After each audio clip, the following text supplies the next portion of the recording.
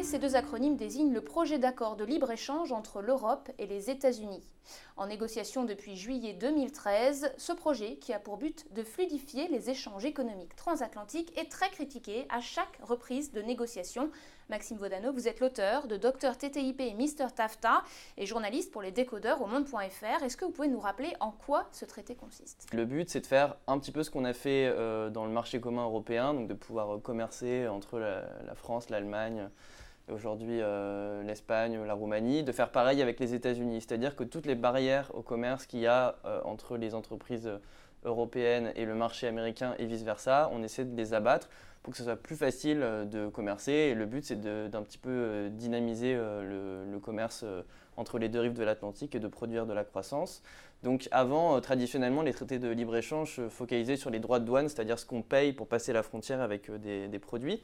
Et en fait, aujourd'hui, c'est plus trop ça l'enjeu. L'enjeu, c'est de faire converger les normes qu'il y a des deux côtés. C'est-à-dire qu'en Europe, on a les feux de voitures qui sont d'une couleur. Aux États-Unis, ils sont d'une autre couleur. Donc on est obligé de faire deux modèles différents actuellement. Le but, c'est de faire une seule norme pour que ce soit plus facile de produire et de commercer des deux côtés. Donc toutes les entreprises, côté américain, côté européen, devraient pouvoir bénéficier de ces accords de libre-échange et avoir plus de facilité pour commercer d'un pays à l'autre. Donc ça devrait bénéficier à tout le monde au final. C'est vraiment à destination des entreprises. Le problème, c'est que ce n'est pas que sur la couleur des phares que se jouent les problèmes de normes. C'est sur des choses beaucoup plus fondamentales comme quels produits chimiques on autorise pour laver le poulet. Vous avez entendu parler du poulet au chlore par exemple, ou des hormones dans le bœuf, ou des OGM, les organismes génétiquement modifiés.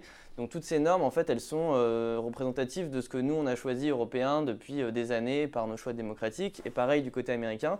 Donc c'est pas si facile de les aplanir. Donc certes, c'est un avantage pour les entreprises, mais il faut voir si c'est pas au détriment des citoyens. Le mécontentement, il se cristallise autour de cette question de convergence des normes, mais il y a aussi la question des tribunaux privés qui a fait hurler aussi la société civile. Est-ce que vous pourriez revenir un peu sur ce sujet ? Oui, en fait, c'est le point le plus problématique actuellement dans la négociation. C'est quelque chose qui existe déjà, il faut le dire, depuis longtemps dans le commerce mondial. Ça existe depuis les années 50, mais ça a pris une importance particulière depuis les années 2000, où il y a de plus en plus de tribunaux de ce genre qui existent.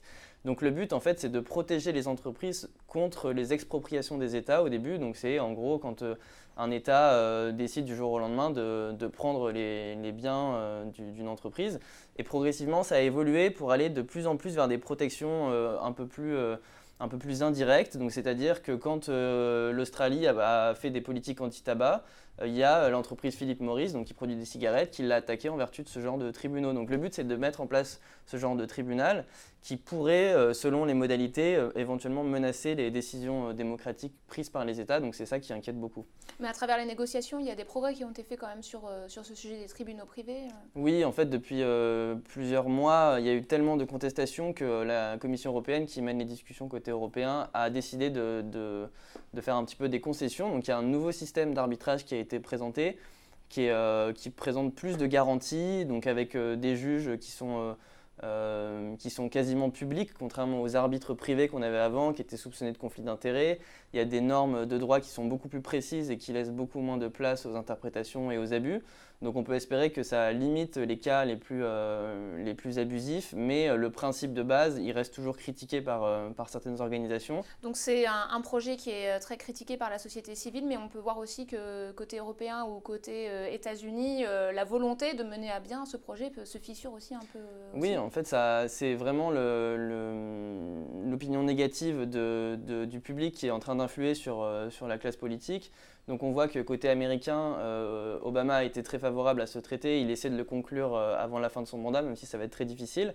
Mais tous les candidats à la présidentielle, de Hillary Clinton et à Donald Trump, surfent un petit peu sur ce côté anti-libre-échange qui a infusé dans la société américaine, et ils sont opposés à ce genre de traité. Donc ça pourrait être très compliqué si l'un ou l'autre est élu de continuer les négociations.